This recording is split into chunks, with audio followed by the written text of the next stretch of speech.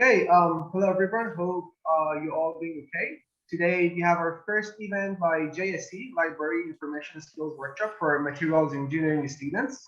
Thanks to Kevin, the librarian for Earth, Ocean and Atmospheric Sciences, Chemistry, Physics and Astronomy, Chemical and Biological Engineering, Electrical and Computer Engineering, and Materials Engineering and Mining Engineering. So we're going to record this event for our YouTube channel. If you don't like your name or video to be shown in the recording, you can turn your video off or change your name. Now I will pass you over to Kevin. Kevin, the floor is yours. Thank you. Great, thank you very much, Mo. Yeah, welcome everyone on this stormy Tuesday afternoon. So yeah, my name is Kevin Lindstrom. I'm the Science and Engineering Librarian here at Woodward Library. And I've been a librarian here at UBC for at least 25 years. So I've known a lot of the faculty and materials for a very long time, like David Dreisinger and Warren Poole and Anush Prasartip, and a lot of the people in your department. I see them on campus. I know who they are and the kind of research they're involved in. So like I said, I've been at UBC for a very long time. So what I want to show you this afternoon are some of the main information resources that are available to you as material engineering students. So but before we get into that, I just want to introduce you to the Woodward Library. So Woodward Library is basically the science and technology library here at UBC.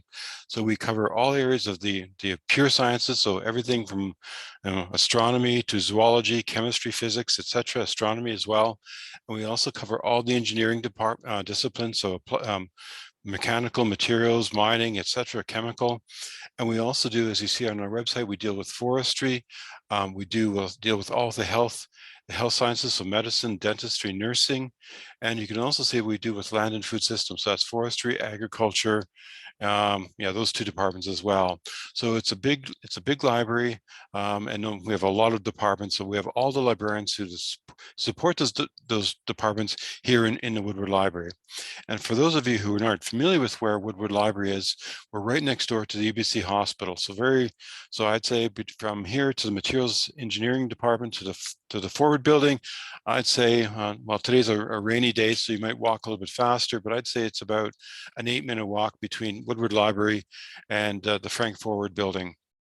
So this is our website, and useful things we have from our website is things like events and workshops. So if you want to find out about citation management tools, we have a lot of workshops. Like, so for example, next week we have a workshop on using Mendeley. On the 22nd of November, there's a workshop on using Zotero. And on the 29th, there's a workshop using RefWorks. So 3 different citation management software or packages that you can learn that will be really useful for managing your citations. So that's from some of the things that are useful from our website. So events and workshops. You'll also see that we have some featured guides. We have lots of tutorials.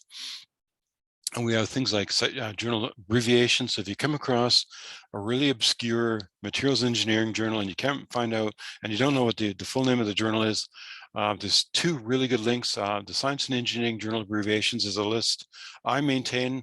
I've done this for a number of years, and it's, I don't know, I'm up to like 8,000 different journal titles. So this is something I maintain myself. There's also an enormous list for all the journals that go into the Chemical Abstracts database. So like I said, if you're looking for, if you come across a journal abbreviation and you don't know what it means, have a look at our abbreviation site.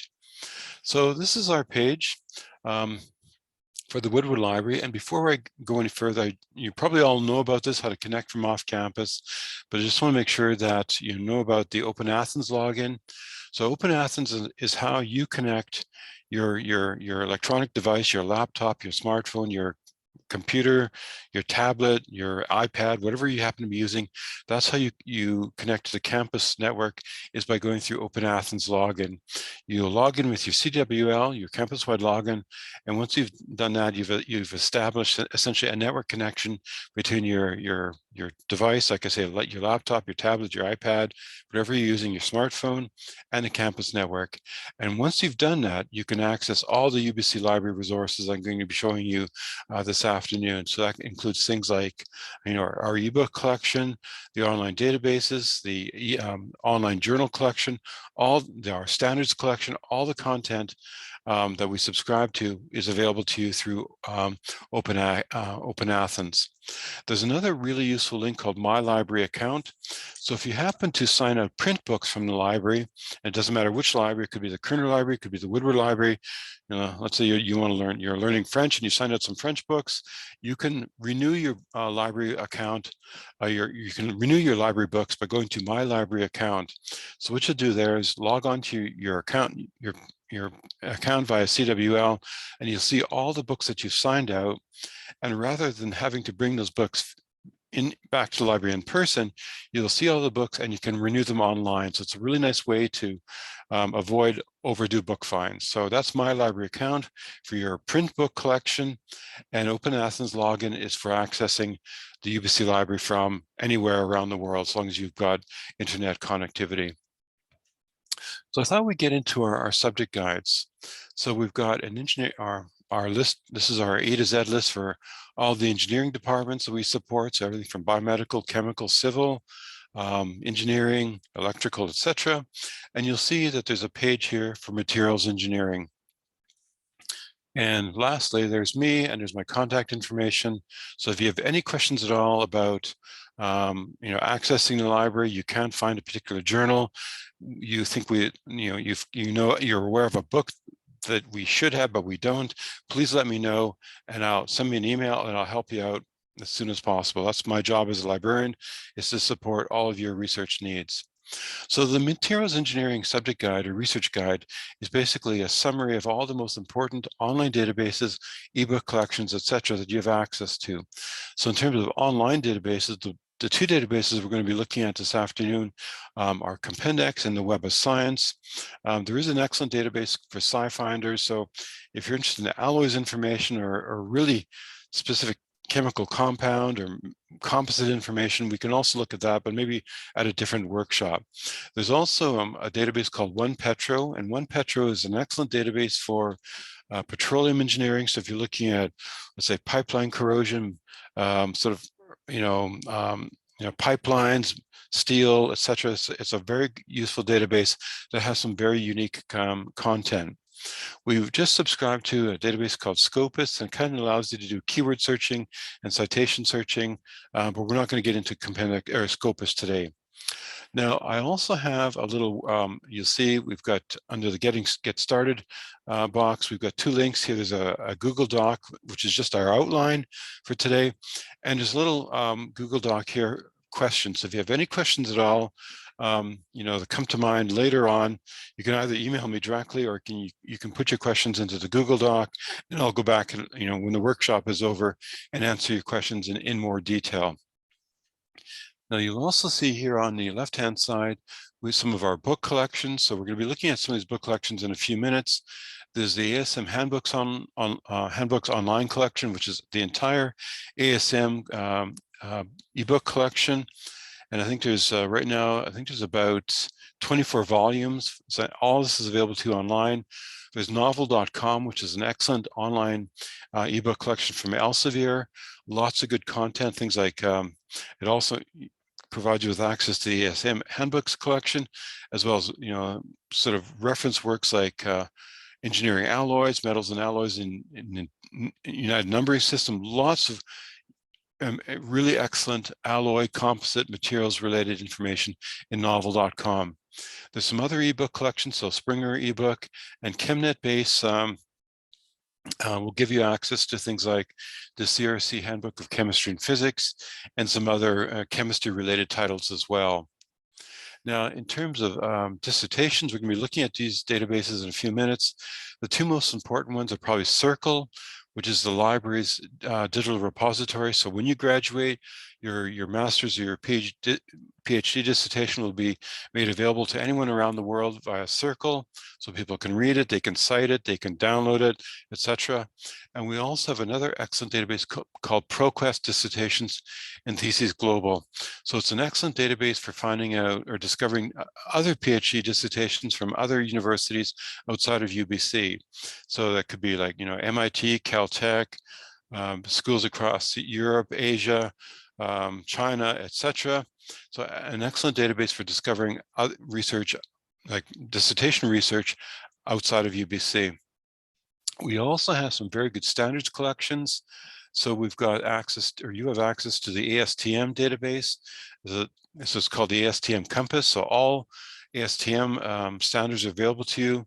I'm not sure how many, I don't think IEEE is that important, but the ASTM is most important. But what I'd also like to emphasize about standards is that if you come across the standards that are really important for your research, send me an email, and we have some processes in place that we can order the standard for you and get so that you can get access to it. So just because you come across an ISO standard or an ANSI standard or a CSA or a German standard and you can't find it, don't think you don't have access to it, send me an email and we'll set up access for you. So some other things here that you can look at when you get a chance, but basically this is the materials engineering subject page. So what I'm going to do is I'm going to start with an ebook collection called novel.com. And this is also in your handout.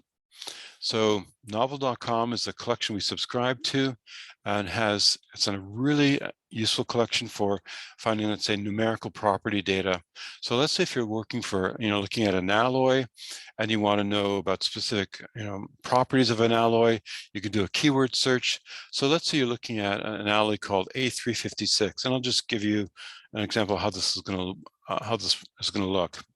So you can put the alloy name, and then what we can do is click on search, and then you'll see that it gives you access to a wide variety of content. So there's 136 individual chapters where they talk about A356. And if you want to know more about the properties of this particular alloy, all you need to do is click on the table and then click on apply. And now you'll see that you can click on this link, and this is from the ASM handbook. This is from the ASM handbook volume 2B, properties and properties and selection of aluminum alloys. So you see the designation, et cetera, and lots of information about compositions. But if we go back, you can kind of go through the list and see properties. So talking about tensile strengths, Young's modulus, et cetera. And you can also do search for composites as well. So lots of things, squeeze casting and tensile properties. So these are all sort of hard to find numerical numbers and numerical data around a particular alloy. And typically what they do is the people who make these handbooks, the society, the ASM, they scour the journal literature for articles on these topics, and they take that data and they summarize it in something called a handbook. So it just makes it very easy for you to find when you're looking for specifically, numerical property data. So density, melting ranges, conductivity, so all kinds of useful things when it comes to the alloys and composites. So that is the novel.com collection. I just thought I'd give you an idea as to why it's useful, what you can do with it, etc. And most importantly, the kind of information that's available to you through novel.com. So physical property data, and then you'll also see things like material data sheets, etc. And you can go through all of these, and you see there's a chapter from annual meetings, effective individual addition of copper and magnesium to A356 alloy. And you can download these chapters. They're all available to you as PDFs, which is really nice because now you can download them to your desktop. So really nice way to save this information. So there's a download link here, and all you need to do is save it to your desktop, and you've got it for as long as you need it. So that is novel.com. Now, we've already kind of looked at the standards collection. I'm going to go through these fairly quickly because I really want to get to the online searching part of it. But you'll see there's a link here to ASTM Compass, and so on. So that's the main standards collection that you have access to everything from the ASTM. So their standards and some of their publications as well. Now, I'm going to go back to our dissertation database, and I wanted to show you really quickly two of the most important dissertation databases that you have access to. So one is called Circle, And Circle is the UBC Library digital repository. So every single master's and PhD dissertation going back to the original founding of the university has been digitized. So everything from the 1920s, the 30s, the 40s, the 50s, everything back to day one, all the way back to the last week is available to you online. Now, sometimes you'll come across a dissertation, there's an embargo. Sometimes people are publishing an article, or maybe they're even applying for a patent. You do have some options in terms of when you make your thesis freely available or publicly available.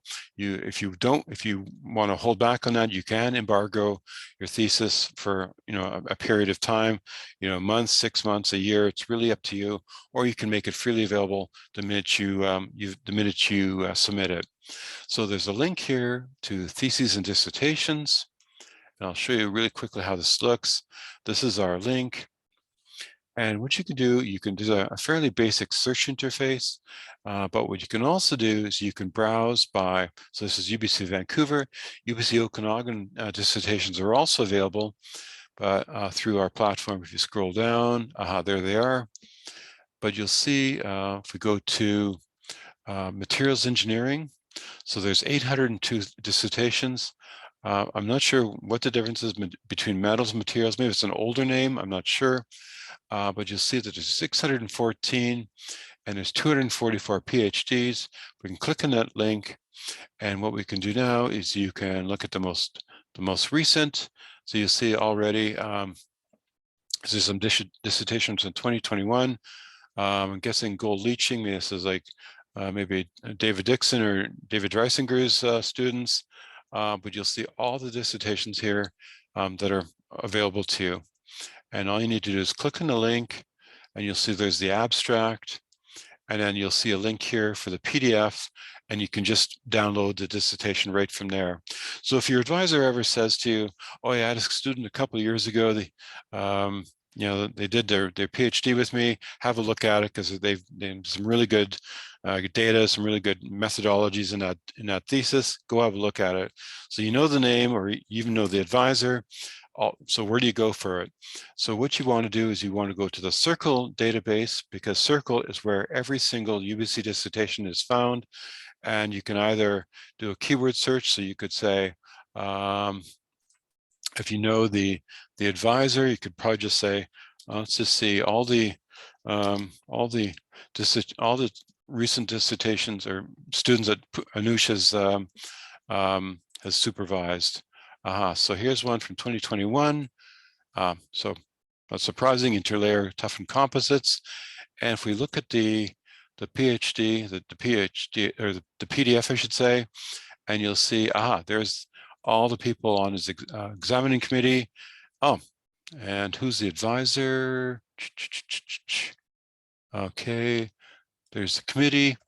Okay, I'm not sure. Well, I'll have to dig around a little bit more to find this person who the advisor is, but you can see that it's a total full text search, so it's pretty easy to find out who the person's advisor is. Just do a keyword search on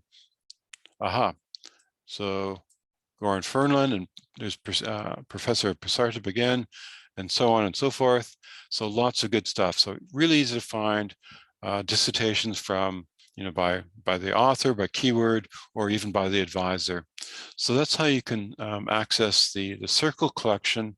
Is you can either browse by collection, or you can do a keyword search, et cetera, et cetera. So lots of different ways to approach the database.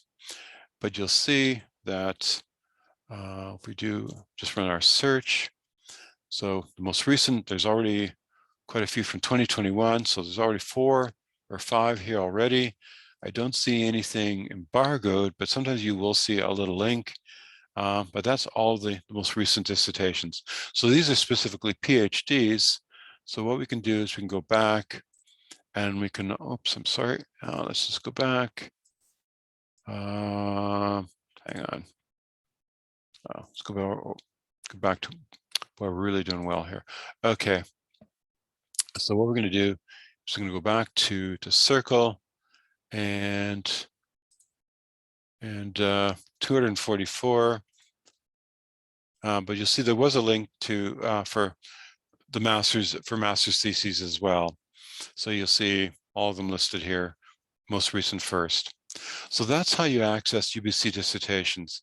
Now, if you're interested in dissertations from outside of the library, the other database to look at is called ProQuest. So ProQuest Dissertations is a database. It's fully searchable. I'd say that the search interface for ProQuest is far more sophisticated than the one for Circle, but that's okay. But there's lots of things you can search by. So with the ProQuest dissertation database, you can actually search within the full text of the thesis.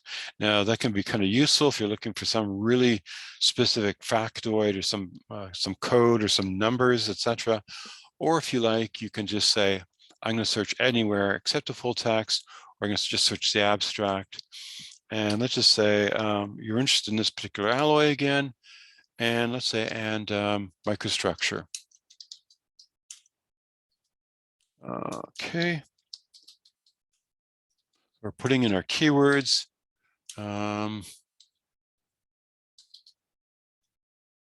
Okay, and if you want to look for microstructure or microstructural, and you'll see we're using the AND command. So we're telling the search engine to look for everything for A356 and microstructures. Click on search, and you see we get 87 dissertations that talk about various aspects of this alloy in combination with the keyword microstructure. So we've got things like so University of Birmingham in the UK. So if you come across a dissertation that's not available, let me know and we get access to it. So here's a dissertation from McGill, or a couple from McGill, from Quebec, etc. Lots of Canadian, Virginia Polytechnic, but you will also see things like, American universities, European, Asian, African, etc. So they really try to cover the world's literature as best they can, as well as copyright allows them to do that. I'm not sure why University of Alabama is such a hotspot here, but lots of content. So this is how you can access dissertations from here's from Saudi. So how you can access dissertations from around the world. So far we've looked at mainly book collections. So we've looked at the Circle database for UBC dissertations. We've looked at the ProQuest dissertations database for dissertations outside of UBC, so from across North America, from around the world, essentially. And the other database I want to show you now is a database called Summon. Now, Summon you can actually also use to find journal articles, but I really like it as a librarian. I really like it for finding ebooks on a particular topic. So I'm just going to close these links, and I'm going to go to, let's go back to our book list. And this is also in the online, in the presentation as well. So the collection I like is called Summon ebook and journal search. So you can use this interface to search for journal articles, but I'll show you some perhaps better ways to find journal articles on a particular topic. But what I like Summon for is to find books on a particular topic. So let's say I'm interested in prepreg composites. So what we can do now is, this is the search engine, and you can look by content type. So if you're looking specifically for books, you don't want to look for book reviews, but you want to look at books or ebooks, you can check these boxes and say, I'm interested in various aspects of prepreg composites. And you can put your one keyword there, your second composite keyword here, and we'll use our wildcards, and let's see what we have in terms of online books for this particular topic. So there's 2,100 book chapters, but you'll see here's an interesting one. So composite technology, prepregs and monolithic part fabrication technologies. Well, this book is hot off the presses, so to speak. And you'll see there's a link here, full text online. And this is from Elsevier. They publish a lot of material on composites and on materials in general.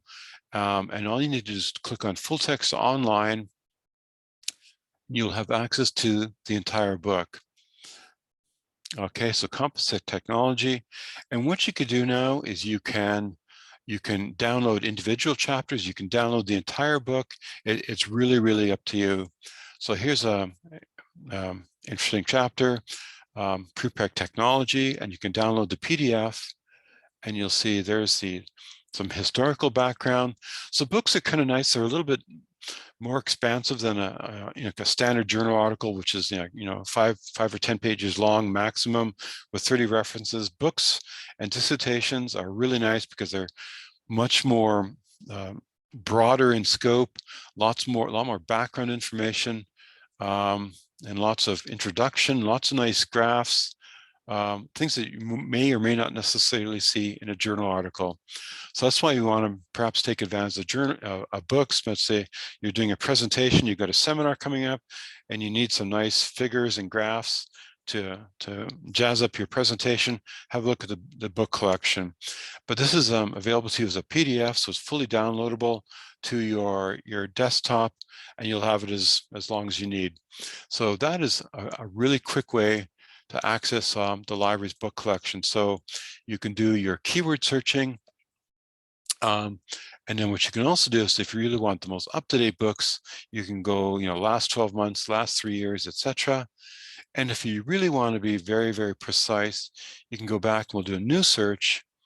And what we'll do is we'll go back to advanced, We'll choose books again. Let's go back. So book chapter or book review. And what we can do now is, let's say we can put our keywords in the title of the book. But just be aware that the title of the book may be exactly on your topic, but the keywords may not always be in the title. So then we can put our keywords in, we'll change this to title. So now we're looking for books specifically that have prepreg and composite in the title of the book. Okay, and we've chosen by content.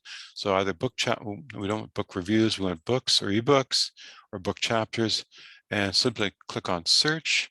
And now we're down to 4 ebooks because obviously our keywords have to appear in the title. So sometimes you might want to keep it a bit more general and just look for keywords anywhere within the book. But you'll see, so here's one from 2016. This must be the 2nd edition. But you'll see all the books have prepreg composites in the title. You can also use aligned carbon nanotube composite prepregs, etc. Looks like there's a chapter coming up from nanotube superfiber materials from 2013. So lots of good material. You can also use the ebook collection to find books on programming. Let's say you want to find some books on programming in Python or R. We've got hundreds and hundreds of books on programming. We've got hundreds of books on pretty much any area of engineering and science. So this is the best and quickest way to access the library's ebook collection. So I'm trying to hopefully keep this all within an hour. So I'm really sprinting ahead, but I really want to emphasize the scope of, or the breadth and scope of the information that you have access to. So not just journal articles, but we also have a lot of ebooks as well, in addition to standards and dissertations. Okay, so we've looked at novel.com. We're not going to look at ASTM, but if you know the ASTM number, you can search it.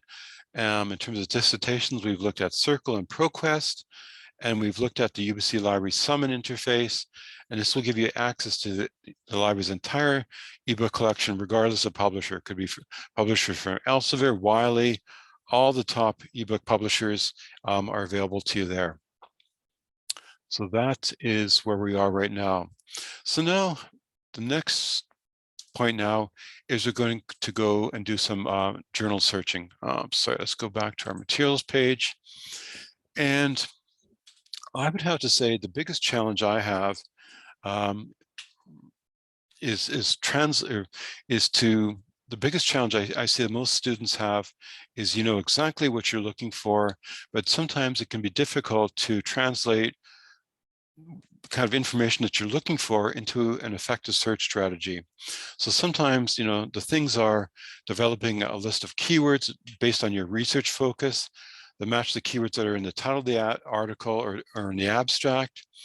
And then the other challenge is to understand how these databases are structured. What are you actually searching? How can you combine searches? And what is some of the functionality that will help you find better information with hopefully a lot less effort? Now, there's also all other things to consider: the use of wildcards and truncation. You can really use wildcard symbols like composite. With a star, we'll find composites or composites. There's all kinds of things you can do. And you can also use these databases to identify experts in your area. And then other challenges also involve compiling and tracking the keywords that you've used in your research. So I'm going to go and look at an article. Well, let's go into Compendex right now. So this is the Compendex database. And I'm drifting a little bit away from the order of the presentation that I have in the Google Doc, but that's okay. It's not such a big deal. This is the Compendex database, and it's a very useful database, very important database for all areas of engineering. So everything from mechanical to materials to chemical to civil, it covers all areas of engineering, and it goes back, I think, at least 100 years. So, you know, that may or may not be important, but if you're trying to find important articles published, let's say in the 1950s or 60s or 70s, Compendex is the place to look. Now, in the Google Doc, I've got lists to all the journals that are indexed in the database. That gives you an idea of the scope of the database so that you know exactly the content you're searching. Because a lot of times I get questions from people that say, I use Google Scholar as my preferred search engine, you know, and if it's giving you good results, stick with Google. It's totally up to you. But I would say that, you know, searching Google is very much like a black box. You're not exactly sure what Google is searching, how often they're going to a particular publisher's website. You're not sure if there's any gaps or anything missing. You're really not quite sure what's going on behind the scenes with Google Scholar. Whereas with Compendex and Web of Science, you know exactly the journals they're indexing, you know exactly the conferences that they're indexing. So there's no mysteries in terms of the content you have access to. So if there's something that you can't find, you can go browse and look at the journals that they index. You can look at the conferences and, you know, say, Compendex, for whatever reason, does not index this journal, which is really, really important to me. So with Google Scholar, you'd never be able to identify those kinds of things. But with with Compendex and Web of Science, it's very easy to discover which publications, which journals are being indexed and which ones aren't. So that's a really important thing to consider when you're searching a particular database. So we're going to go look at an article published by Anush a couple of years ago in a journal called Composite Science and Technology. So if you're doing author searching, you'll see I'm signed on to my account, and that's something I also want to emphasize, is that when you go on to Engineering Village, which is an Elsevier product, you can create your own username and password. And what that allows you to do is create something called alerts. Maybe I'll show you that I'll show you that right now. So I'm on my own account, my own personal account, and there's a little link here called alerts. So what is an alert? Well, an alert is basically a saved search. So here's an example. I was working with a student in Earth and Ocean Sciences a couple of weeks ago, and we're kind of playing around with this, and I've saved all of his keywords as an alert. So what this means is basically any articles that match these keywords will be emailed to me. Now, here's another example of a group of researchers here on campus. So Alan Bertram is an atmospheric chemist. Stephen Rogak is a professor in mechanical engineering. Michael Brower is a professor in public health. And I'm tracking Ian McHenry is in atmospheric sciences and geography. So these are all people I'm tracking. So what I've done all their author searching. I've saved all of this as a search strategy. So now when this database is updated, typically on a Friday afternoon, I will receive an email notifying me that any one of these authors has published a journal article, and it'll be there in my inbox. There's another group, the carbonation mineralogy or mineralization group. These people are dealing with carbon sequestration. These are all the people in the group. There's the mining group over in Brim, just downstairs in the forward building. These are all the researchers that make up this group. So anytime an article has been written by one of these professors or one of these researchers, it turns up in my inbox. So how easy is that for you to do? So if there's researchers that you're tracking, you can set up an alert so that any articles that they publish, you will receive a notification. So it's a really great way to stay on top of research being published by either researchers or by a keyword, using a keyword approach. Okay, so what we're going to do, here's my search history. So I was kind of playing around with this today. And you can see I was helping a student. So here's some examples. The API, there's a steel X100 steel. We're looking at corrosion. And a student emailed me earlier on today looking at X-rays and penetration range in carbon steel. And this is a real challenging search. But I could, if I really wanted to, save this as an alert. Not much has been published, so I won't be expecting too much in my inbox. But this is kind of what I've been doing today. This has kind of I've been playing around with this. You can see all kind of getting ready for our workshop. So that's a search history, and these are my alerts. So I could say any keywords, any articles that match these keywords will be sent to my inbox. So let's say we want to search by author. So what we can do is we can go to under the search box, go to author, and let's say so last name first. And what we can do is click on search, and you'll see what they basically do is they match all abbreviations for this person's name.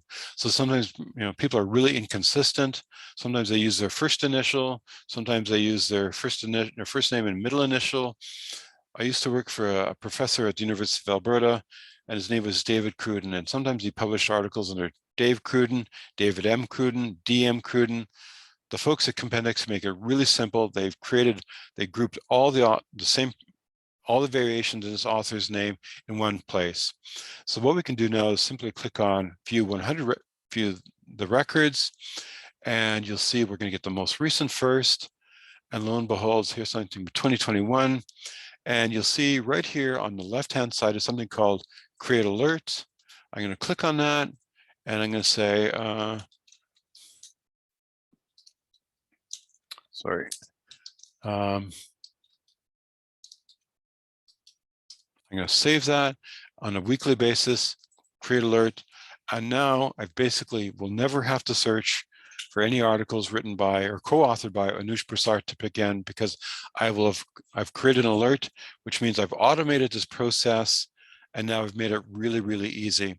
So this is a real important time-saving feature for you, because if there's a group of authors that you're tracking and you're following, they're really important for your research, and you want to stay totally on top of everything that they're doing, just do an author search, go to search, go to author, look up their name, and then once you've identified their name, simply click on create an alert, and you'll have it for as long as you need it, and you can always disconnect it, delete it or cancel it or shut it off whenever you like. So it's a really great way to stay on top of articles written by a particular person. So you'll see the most recent, so here's something from August 2021, published in Composites Part A, etc. And you can go through these and you'll see everything written by Anush. Now let's say you're interested in a particular affiliation. So affiliation searching is sometimes called address searching. So let's say if you're looking for what's going on at a particular university. So let's say you're interested in everything going on at, okay, you could say, I'm interested in everything that's going on at Boeing. We're doing, so Boeing aircraft, so you can click on search, and you'll see that there's 16,000 articles written by people at Boeing. Well, I mean, Boeing is a big company, and of course, not all this research will be about composites. So there'll be things like, designing aircraft, software, hardware, safety issues, all kinds of things, airflow, blah, blah, blah. But let's say you're interested specifically in some aspect of composites. How are the folks at Boeing using composites, or who at Boeing rather has published an article talking about some aspect of composite materials? So what we can do is, you can see this is a particular number associated with the address ID. And what we can do now is we can go and composites, and we can use the wildcard. And if you the word composite, and there's a command, we're an expert search, so there's it's a little bit different than searching the quick search, but basically it's called within KY, as in keyword. Sorry about that. Okay, and we're going to click on search, and we got 1,500 articles, and these are all people written who work at have some affiliation with Boeing, and you'll see the words composite. So if we look at the very first one, this is already from something from next year. We look at this, so there's the keyword composite, and you'll see here, so these are people at the Boeing company, and they published with somebody at the University of South Carolina in the United States. So there's the Boeing company, and they've, like I said, there's in the author affiliation field. So this is really a quick and easy way to find out what's being, what kind of research is being carried out at a particular university, or in this example, the Boeing Aircraft Company. But what you can also do is, let's say if you're interested in what's going on in a particular university, let's say you want to see everything that's going on at University College in London. So what we can do is we can put in the name of the university and click on search. So University College London. So the first step is to identify the college, and we're going to choose this link. So we'll display absolutely everything from University College, and then you'll see on the left-hand side author affiliation. And what you're going to do is look for materials engineering. So there's chemistry, computer science, mechanical, earth. I thought they had a materials engineering department. My apologies. Okay, math, medical. Okay, I'm going to go look for materials. Sorry about this. Well, you know what? I'm going to back up. I'll take this back, and let's go look for everything published by people here at UBC. So affiliation, University of British Columbia, and click on search. Okay, 41,000 articles. And then from there, we're going to scroll down, and under the affiliation, we're going to view more, and you should see math. Department of Materials Engineering, UBC. And sometimes people really aren't always consistent in terms of even how they cite their own department. But you'll see that there's 739 articles written by Department of Materials Engineering researchers here at UBC. And just for the fun of it, make sure we don't miss anything. There's another 209. So Department of Materials Engineering, the University of British Columbia, go figure. But we can get both of those groups. And now what we can do is see absolutely everything that's going on here at UBC. So the most recent article we have is published in a journal called Journal of Hazardous Materials. And who are the, there's an article by Frank Coe, published in this journal. So that is how you can do address or affiliation searching. And the way to do it with Compendex is to basically go under the search, go to affiliation, put the name of the institution first. So if it's an academic institution, University of British Columbia, University of wherever, don't use abbreviations like Caltech or MIT. Use California Institute of Technology, Massachusetts Institute of Technology, and then once you've got that, use the next step is to look for the specific department within that grouping. So that is how you can do both address searching and author searching.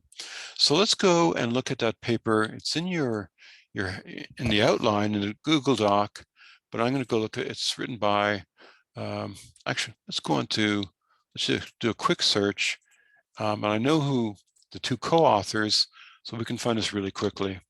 So the two co-authors are Fernlund and Pusartip. And we're going to click on search. And let's go for the most recent articles first. And this is called Cure-Dependent Microstructures. Okay, there it is from 2020. And here's the article. Now, if you go into the Google Doc, what I've tried to do is sort of highlight some of the challenges of online searching. So a lot of times people, I'd say, my experience is that people know exactly what they're looking for, but it's sometimes difficult to express the kind of information you have in words. So, so if you go to the Google Doc, what I've essentially done is I think highlighted useful keywords that I think might be useful in terms of putting together a search strategy. The challenge with doing online database searching is that you basically have access to keywords within the abstract and keywords within the title, and then some of the control terms as well. So the challenge for you is to come up with good keywords that describe the information that you're looking for, but also that match the keywords that are described in the abstract or in the title. And that's basically it. So I've looked at some of the information, and they talk about a particular alloy or a particular composite, T800, SC 3900 2B, that's the name of the prepreg. What are other keywords that we could look at? They talk about cure or curing, etc. So these are all keywords that I've kind of highlighted in the Google Doc that you might want to think about, or that you could think about when it comes to putting together your search strategy. So what I've done is I've identified some keywords that, I mean, I'm not a materials scientist, I'm a librarian, but this is how I might think about how could I find more information on this topic. And I'm specifically looking at various aspects of the microstructures, cure and curing of prepreg composites. So how would I put together a search strategy? Well, I know from looking at the abstract, I've kind of highlighted some terms, and I'm going to add some search fields here. Mo, how are we doing for time? Do I have to, can I go a little bit over an hour? I think we could go over if you are okay and have a content to share. I'm totally fine. I know people have other things going on, but I'll try my best to have it. I'm aiming for 4 o'clock, but I'm not sure if I'm going to make it. But I may have to go over a little bit, but I'll try my best to have things wrapped up at 4. That's going to be great because this video will remain on our YouTube channel and that we use for future students. So yeah, that'll be great. Thank you. Okay. So what I've done basically is I've looked at keywords in the abstract. So I looked at some keywords that I think are descriptive. Everyone will have a different list of what they think is relevant for their own research. And I'm sure even if some of you looked at this article, you may come up with a different list of keywords. But the keywords I've chosen are, of course, maybe prepreg. And I'm using a wildcard just because there's singulars, plurals, and I'm also looking at thermosets. I'm using the OR command to say, I'm telling the search engine to look for this keyword or that keyword, or pardon me, articles that contain this keyword or that keyword. So prepreg or thermoset, or the name of our specific compound or composite, T800, and I've also seen it described as 3900. I've been working away on the search for a while. And I've also seen from the abstract where they talk about different aspects of cure or curing. So if I put a word here, it'll find the word cure or cured. And I've also seen it described in the abstract as curing. So now I'm using the OR command to say, so these related terms. And let's say I'm looking for aspects of microstructure. And I've got the cap locks on, but it really doesn't matter. So if I put in microstructure there, it'll find microstructure, microstructural, etc. So you get the idea. And what we're going to do is we're going to get the most recent first, and we're going to click on search. And we get 274 articles. So we'll see where our keywords are prepregs, cure, microstructure, and you'll see on the left-hand side, so not surprisingly, we find 6 articles written by Anush. And if we look at some more, you'll see all the, there's Goran, etc. You'll see all the authors, all the other researchers who have published on this topic. You'll also see the author affiliation. So where is this research being carried out? And you'll also see how many articles are being published per year. So what you could do right now, I mean, so there's using this search strategy, which may in fact be a little bit too focused. There's only 19 articles published in all of 2021. Now, if you were to save this as an alert, you could create, you could click on this link right now and save this entire search strategy as an alert. So any articles that match these keywords will be in your inbox. But the fact is that,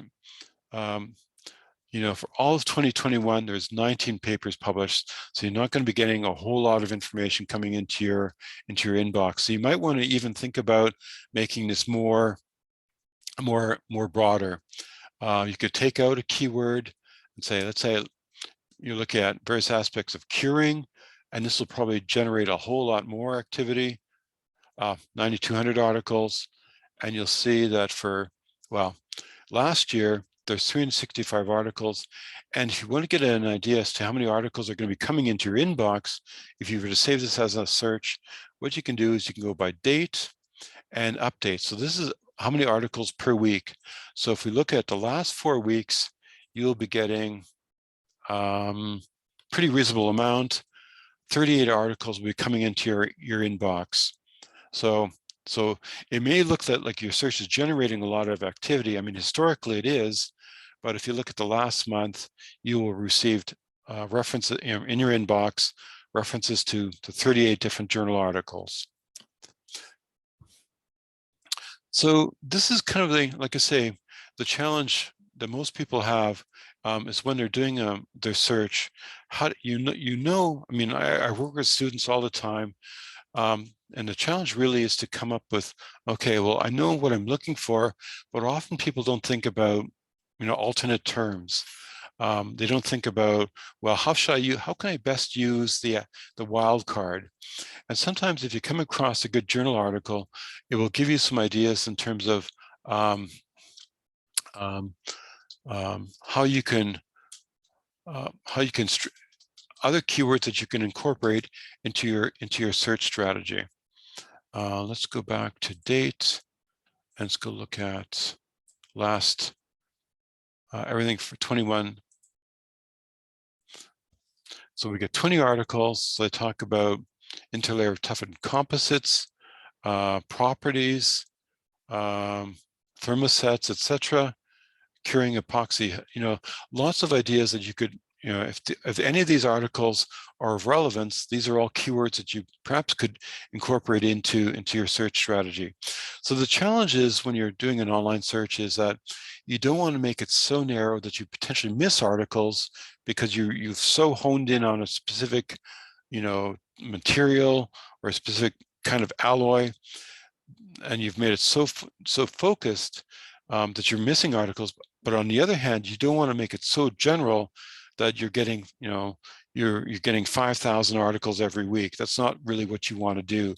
We want to come up with a nice balance between relevancy, so that your search strategy is giving you the best articles with the fewest irrelevant articles in your results, and that will take some work on your part, because you have to come up with good combinations of good keywords, and you really have to kind of go back and forth and until you come up with a strategy that works and gives you what you're looking for. A lot of times people often don't always think about how they can use abbreviations of the OR term. So I've given some examples, like often people talk about lithium ion batteries. So, a lot of people see this and, they probably put this into their Google search. let's just get rid of some of these other terms. So let's say you're looking for things that are often abbreviated. So what you can do is if you're looking for, searching for a phrase, so many people talk about lithium ion. What you might also want to do is think about using lithium ion. And by doing that, you're just making sure that your search is much more comprehensive. So there might be, they talk about lithium ion, maybe it might be lithium ion. And now what we can do is throw in other keywords like anode or anodic. I mean, I do this all the time, but now we're going to see, well, not surprisingly, there's a lithium ion, and you'll also see lithium ion as the full word. So here's an example of Li-ion, lithium ion capacitors, and the full keyword. So this is kind of things for you to think about when you're doing your search. Is my term abbreviated? Am I looking at chemical compounds? And alloys can be a real challenge. So there's an alloy called SUS 304, and sometimes people use it as a phrase. I'm not sure if any of you are working with alloys, but alloy searching can be kind of a challenge, to say the least. So sometimes people think about as a phrase. Sometimes there's a gap, sometimes there isn't a gap. And we click on search, and you'll see all variations. So 304 stainless steel, and I'm sure if we go through, you'll see 304 as one word rather than as a phrase, and so on. So there's lots of things to think about when you're doing a search. So think about acronyms, abbreviations, just how do you put together your phrase searching. And let's say if you're looking at a particular chemical compound, sodium sulfate or Na2SO4, all kinds of different things that you can do or think about when you're doing a search strategy. And the more variations you use, the more comprehensive your search will be, because you're essentially, like I say, the challenge is to match the keywords that you use with the keywords that are being used by the author or the researchers when they publish their paper. Okay. There's some other useful things that you can do with the database. There's something called a thesaurus. So let's say you're really just interested in a particular area, you're nothing really too focused. What you can say about, let's say I'm going to look up a particular term in a thesaurus, and a thesaurus is basically a list of preferred search terms that are used within a Compendex database. So let's say I'm interested in various aspects of aircraft or aerospace. So you put in the word aerospace. Now you may not be aware, are there other terms I could use when I'm searching for articles dealing with various aspects of aerospace materials, etc. So there's a whole list of aerospace materials, industry. So what we can do is we can say, aircraft, so related terms.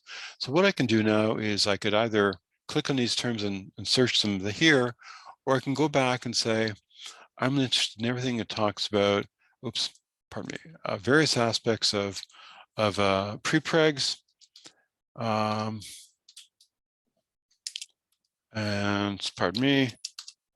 and their relevancy for importance in the either aerospace or aircraft, sort of related terms. So what we're going to do now is aerospace, and using the or operator, or aircraft, because these are kind of in some ways related terms. So let's go look at everything published in the last, since 2020, click on search, 99 articles. Okay, so you'll see where our keywords are highlighted: prepreg fiberglass, aircraft cabins, some technical standards, etc.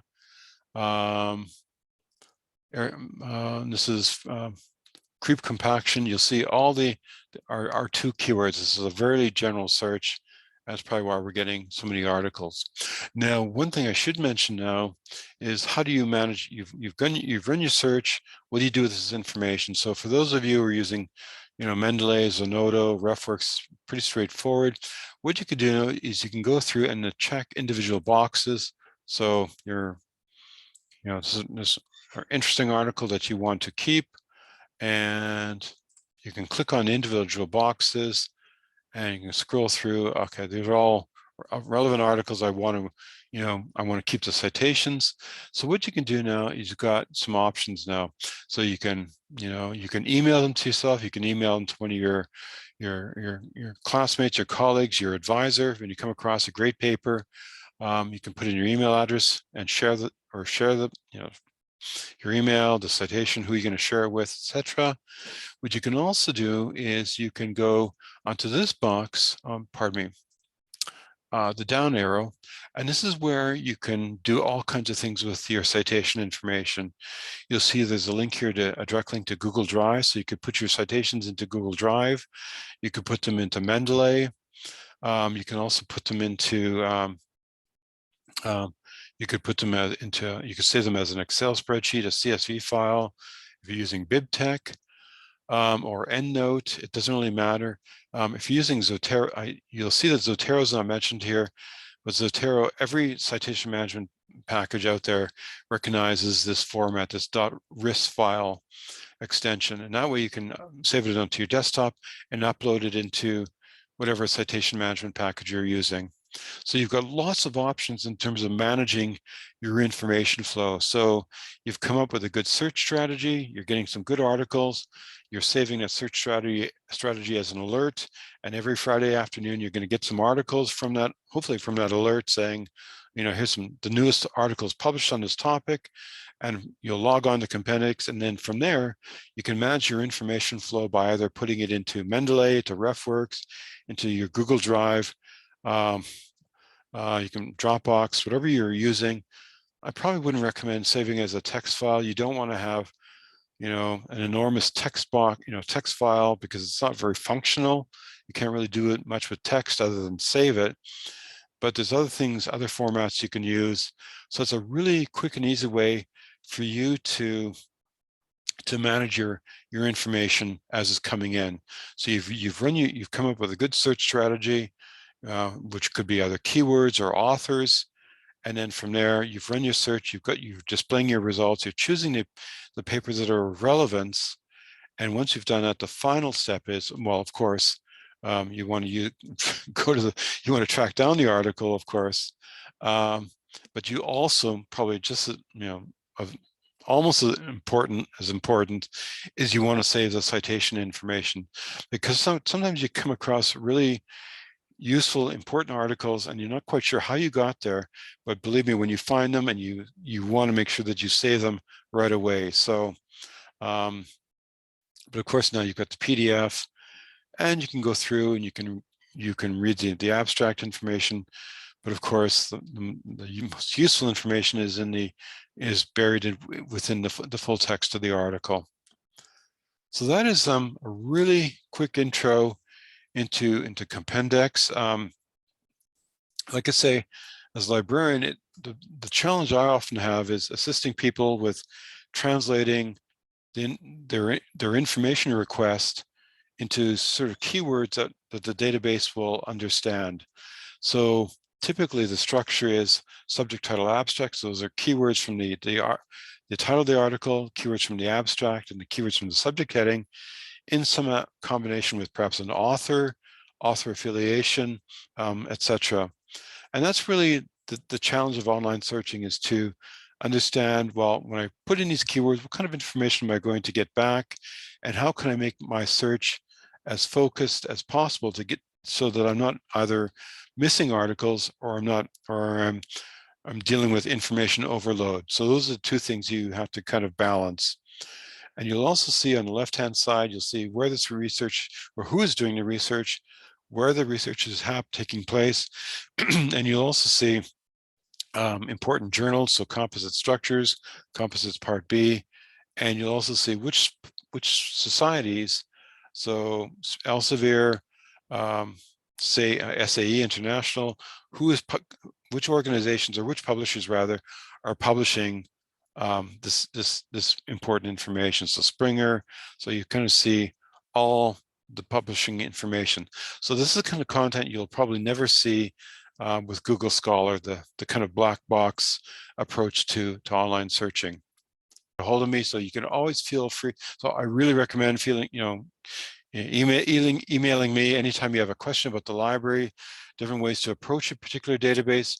Let's say you're trying to find out how many times an article has been cited. There's lots of different ways to do that kind of, to do those kinds of searches. So there's no question that I won't answer. There's no question it doesn't have to be like super high end or super, complicated. I answer all kinds of questions because people have all kinds of questions about lots of different things. So don't worry about the kind of question you may have for me. I answer them all. So anytime you have a question, please contact me at whenever you like. So. Thank you very much, Kevin, for this very good presentation and introduction on library skills. And yeah, I hope. Okay, then I'll stop recording right now. Okay.